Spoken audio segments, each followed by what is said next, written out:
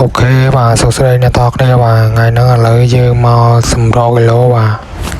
គឺថាឥឡូវខ្ញុំមានគីឡូ69គីឡូបាទគឺថាខ្ញុំចង់កាត់ក្បាលពោះចេញណាហ្នឹងហើយចាំមើលរយៈពេលប្រហែលខែទៅខ្ញុំសល់60បាទឥឡូវរបបអាហារយើងនេះមានតែ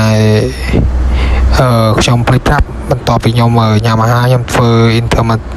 fasting បាទគេហៅ fasting ខ្ញុំធ្វើ3លើ1បាទខ្ញុំញ៉ាំតែមួយពេលទេហើយមួយពេលខ្ញុំមានប្រូតេអ៊ីនបន្លែគ្រប់គ្រាន់អញ្ចឹងបាទហ្នឹងហើយឥឡូវដល់ម៉ោងចេញយើងដាក់យកទៅបាទតកូននេះហ្នឹងដាក់យកទៅជាមួយនឹងមានតកូនមានចាសាច់មាន់ហើយនឹងពងទាស្ងោរបាទ